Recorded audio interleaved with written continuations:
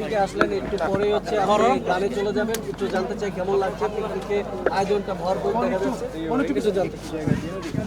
অবশ্যই খুব ভালো লাগছে, কারণ চলচ্চিত্র পরিচালক সমিতির আজকে পারিবারিক মিলন মেলা মানে পিকনিক। আর আমি তো আসলে চলচ্চিত্রেরই মানুষ, আমি যেহেতু চলচ্চিত্রে প্লেব্যাক করছি, গান করছি এবং এই পরিচালক ভাইদের সাথে সবসময় দেখা হয়, তো আজকে সুযোগ হলো তাদের পরিবারদের সাথেও দেখা করার। আর আজকে আমি গানও গাইবো। সো ভালো লাগে যে যাদের সিনেমাতে গান করি, আমরা অনেক জায়গায় স্টেজ প্রোগ্রাম করি, কিন্তু ওই গানগুলো অন্যান্য দর্শকদের সামনে গাই, বাট পরিচালক যারা আমাদেরকে দিয়ে গানগুলো করান তাদেরকে আসলে কখনো শোনানো হয় না। তো তাদেরকে এবং তাদের পরিবারের সবাইকে ওই গানগুলো শোনাবো এবং সবাই মিলে আনন্দ করব। খুব ভালো লাগছে। আপনি মঞ্চে গান করেন সারা বাংলাদেশে, কোন গানগুলো বেশি রিকোয়েস্ট আসে? যে গানগুলো আসলে পপুলার, যে গানগুলো জনপ্রিয় আসলে সেই গানগুলোই শুনতে চাই, সেগুলোই গাওয়া হয়। আপনি কি মনে করেন আপনার লাইফে কোন ধরনের গানগুলো বেশি আমরা তো জানি, কিন্তু আপনার কাছে অনেক অনেক অনেক ক্ষেত্রের গানই আমার কাছে আসলে আমার জনপ্রিয় হয়েছে, আলহামদুলিল্লাহ। সিনেমার গানও হয়েছে, অডিওর গানও হয়েছে, আবার অনেক অনেক সময় নাটকের গানগুলো আমাদের অনেক জনপ্রিয় হয়, সেগুলোও গাইতে হয়।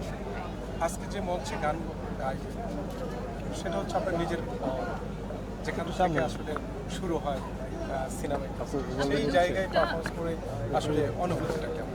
মাত্র আমি বলেছি, সেই সেম কথাটা আমি প্রথমেই বলে দিয়েছি যে চলচ্চিত্র পরিচালকরা আমাদেরকে দিয়ে গান করান আসলে, বাট তাদের সামনে আসলে গানগুলো পারফর্ম করা হয় না। তো সেই গানগুলো আজকে গাইবো তাদের তাদের সামনে, তাদের পরিবারের সামনে। অবশ্যই আপনি এর আগে জাতীয় পুরস্কার পেয়েছেন, এবারের জাতীয় পুরস্কার থেকে না, অনেক যারা যারা পেয়েছে আমি সবাইকে শুভকামনা জানিয়েছি। খুব সুন্দর সবাই যারা কাজ করছে, সবাই আমার কথা হচ্ছে যারা যারা কাজ করছে উল্লেখযোগ্য, সবাই একবার একবার করে পুরস্কার পাবে, একাধিকবারও পাবে। তো যারা যারা ভালো কাজ করবে তারা পুরস্কৃত হবে, এটাই আমার কাছে। সামনে ভালোবাসা দিবস, আপনার নতুন করে অ্যালবাম। ভালোবাসা দিবস উপলক্ষে আসলে গানের প্রিপারেশন নেওয়া হয়নি, কারণ স্টেজ প্রোগ্রাম নিয়ে আসলে আমরা অনেক ব্যস্ত ছিলাম। আর এখন অনেক টাইম অনেক শর্ট, বাট কিছু না কিছু তো দিব আমার দর্শকদের জন্য, আমার পেজে বা আমার ইউটিউব চ্যানেলে পাওয়া যাবে অবশ্যই। শুধু দর্শকদের মাঝেই থাকেন ভালোবাসা দিবস বা বিভিন্ন ফেস্টিভ্যাল, মানে একাকিত্বভাবে বা বিশেষ কোনো দিন আছে যেভাবে পালন করেছেন?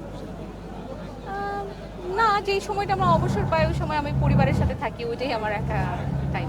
কোনো মজার স্মৃতি আছে? গান গেতে গিয়েছেন, কেউ মঞ্চে গোলাপ ফুল ফেঁকে দিয়েছে, ভালোবাসা অসংখ্যবার হয়েছে, এরকম অসংখ্যবারই হয়।